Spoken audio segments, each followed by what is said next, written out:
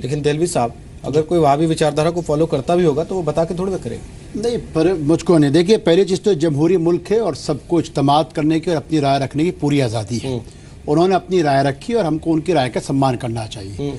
परंतु राठौर साहब मेरे बराबर में बैठे हुए हैं, मेरी कर्मभूमि जम्मू कश्मीर है।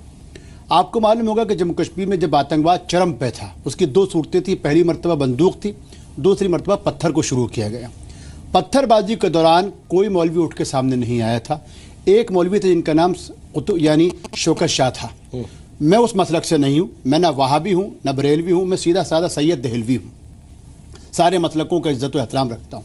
उस मौके पे जब एक डेलीगेशन श्रीनगर पहुँचा और हमने जाके कहा कि ये जो आतंकवाद है, ये जो पत्थरबाजी है जिसके अंदर आप लोगों की आंखें फोड़ रहे हैं यहाँ पे लोग, उस पर सभी लोग थे। मौलाना साहब से बिल्कुल इत्तेफाक नहीं रखता, दरगाहों से बाहर भी पत्थर फेंके जा रहे थे और आज भी जो ISIS का झंडा होता है वो दस्तगीर साहब के बराबर से उठता है। इसलिए मैं नहीं कह रहा कौन देवबंदी क्या बरेलवी, सर मैं वही बता रहा हूँ। जम्मू कश्मीर के अंदर पत्थरबाजी के खिलाफ जो पहली शहादत हुई थी, उसको शहादत ही कहूँगा, जो आतंकवादियों ने जिस आदमी को जुमे की नमाज के दौरान बम से उड़ाया था, वो किसी मसलक से नहीं था, वो बदकिस्मती से उसी मसलक था जिस मसलक के बारे में आज कहा जा रहा है कि हुकूमत जो है जाके उनको जो है वो उनकी इंक्वायरी कराए। वो उनका नाम शौकत शाह था, जो जमीयत अहले हदीस जम्मू कश्मीर के सदर थे और जिनके बारे में पाकिस्तान में बैठे हुए लोगों ने कहा था कि जब तक इस तरीके के लोग मौजूद हैं तब तक जम्मू कश्मीर के अंदर आतंकवाद नहीं पनप सकते। दूसरी चीज जो मैं राठौर साहब और कादरी साहब से बड़े अदब और एहतराम से मैं बात कहना चाहूंगा, रोहित, हमको इस मुल्क पे पूरी तरीके से एतबार है, इस मुल्क के कानून पे, इस मुल्क की फोर्स पे।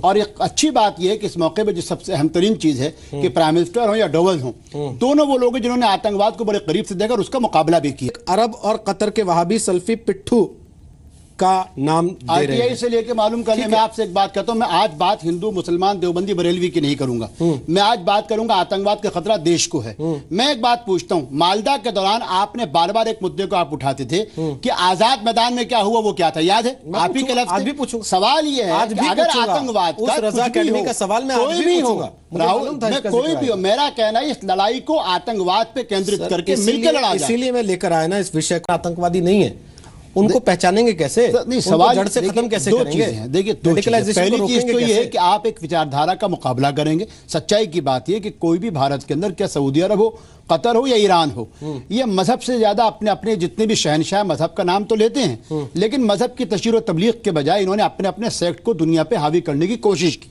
इसमें मैं तारिक साहब के साथ बिल्कुल यहां तक उनके साथ हूं। सऊदी अरब और कतर और ईरान भी किसी हद तक इसकी कोशिश करते रहे, आज भी कर रहे हैं। परंतु मेरा इस्लाम ना तो सऊदी अरब का ना ईरान का है, मेरा इस्लाम पैगंबर मोहम्मद साहब का, और भारत के परिप्रेक्ष्य में मैं उसको देखता हूं। कहा कि कुछ बरेलवी भी हैं नहीं जो इस तरीके की चीजों में चले गए। मेरा कहना ये, सुन लीजिए, देखिए मेरा कहना ये, मैं फिर कह रहा हूँ, तारिक साहब हो या कादरी साहब, हम सब जो बैठे के हम गंभीर मुद्दे पे जो आतंकवाद है, और आतंकवाद ज़ाहिरी तौर से इंसानियत को, आम तौर पे मुसलमानों को खास तौर से नुकसान पहुंचा रही है, एक सच्चाई की बात है। दूसरी बात, पूरी सच्चाई के साथ मैं फिर कह रहा हूं कि आतंकवाद का मुकाबला करने के लिए ज़मीनी हकीकत और ज़मीन धरातल पे भी काम करने की पूरी ज़रूरत है।